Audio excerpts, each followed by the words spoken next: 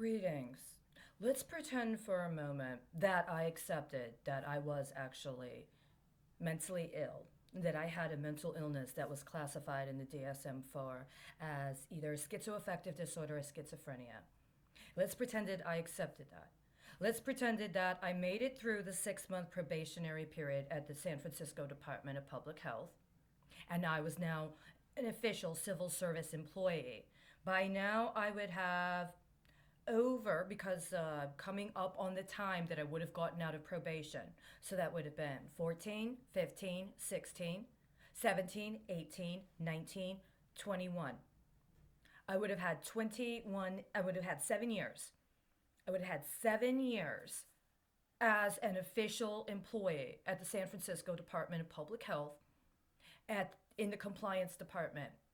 Understanding as I did that the manager of the unit I was involved with had retired. My immediate supervisor, who was in charge of our unit, had retired. That the person who was my supervisor at the time is now in her position. I very well could have been the deputy director of compliance for the San Francisco Department of Public Health. That was what I was told. If I accepted that I had been diagnosed as having a mental illness and that it could be treated with medication, and that there was also a requirement that I attend counseling, that I could manage it, and that as part of the management was understanding also that in support of people who are disabled, including disabled through a mental disability, that they're able to actually get accommodation and they're actually able to participate in the civil administration, and that considering the political priorities and the constitutional considerations of people with disabilities, that they're entitled to have a job, including a full-time job. And including a full-time job in a civil service role where they're also eligible for benefits as a member of the union. I very well could have been 7 years in. This would be the beginning of my 7th year right now. Actually, by the end of the month. So I'm coming out of the 6 years. After I've passed the probation, I'm an official civil service employee. I haven't done anything inappropriate, but let's just say that actually happened, that I had accepted what I was told at the time was the reality. Let's say that some point in 2019, I'm doing congressional legislation research, which would be part of my job. Changes to policy that might have an impact specifically on compliance regarding public health as well as mental health. And additionally, understanding as I did that I was involved in emergency preparedness and prevention. So in 2019, I'm doing congressional legislative research on matters that might have to do with emergency preparedness and prevention.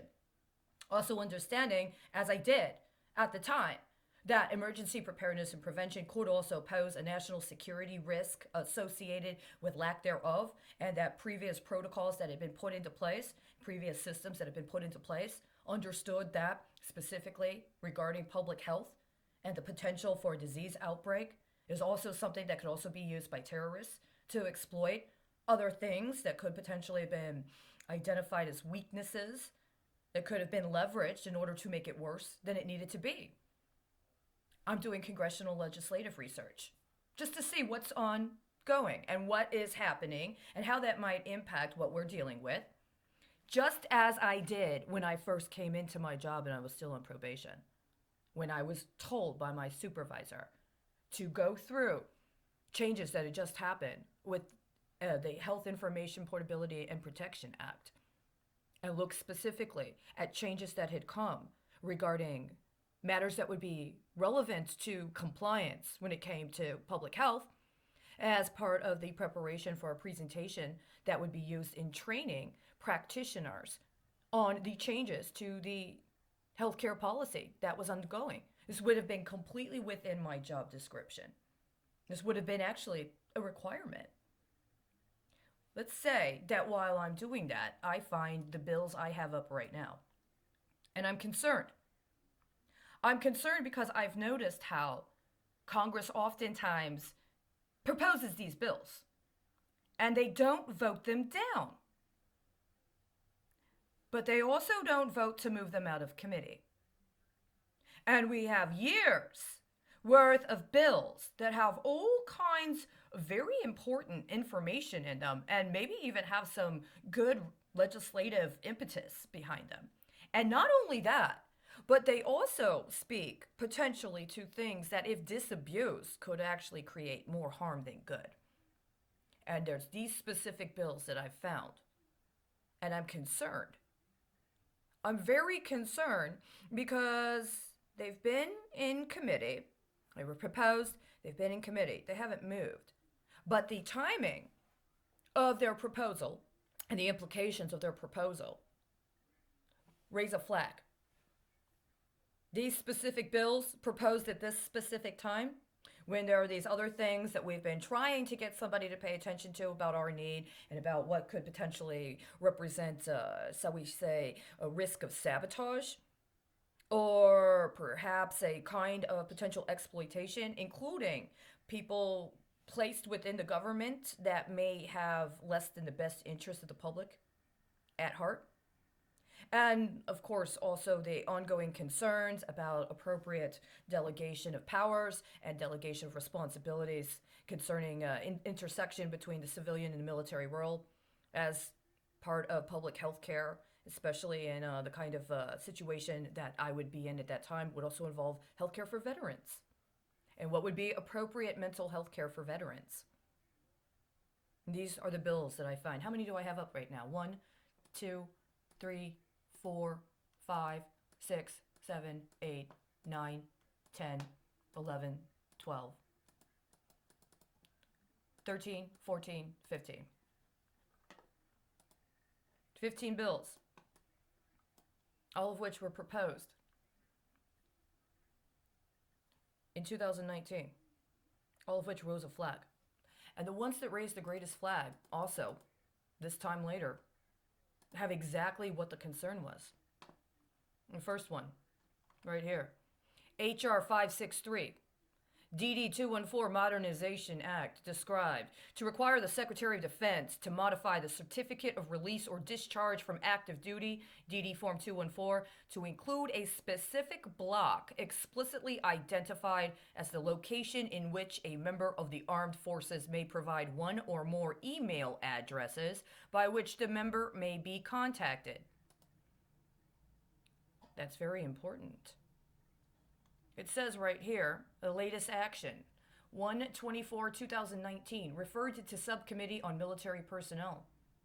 The tracker says introduced. It has not been voted down, and it also has not been approved. Why am I concerned? Because of this. HR 1076, Fair Chance Act.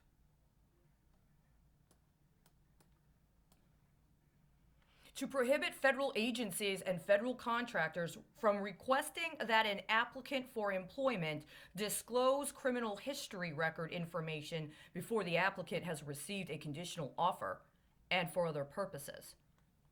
Right now it says latest action, 1/24/2020, placed on the union calendar, calendar number 301, exactly 1 year after the last action on the other bill regarding discharge from the military, and multiple email addresses. That means multiple electronic accounts associated with somebody in the military. That's just 2 of 15. I have even looked through them comprehensively. That would be what I would call a spot check. See, now that I've studied non-destructive testing technology instead of evaluating policy and going through with processes of verification and assuring credentialing of other people, and I've obtained certification myself, I realize I did not have a mental disability, A. B, I became aware of the, Spectrum Relocation Act of 2008 and how it correlated with appropriations from 2008 as well as 2005 as well as 1993. And so this has a very, very different implication. And now I understand why when I said I wanted to take a period of time to get off of psychotropic medications and allow for myself to acculturate, to participating in society without being dependent on medication, I was no longer eligible for that job in civil service. Apparently, I'm eligible for another function.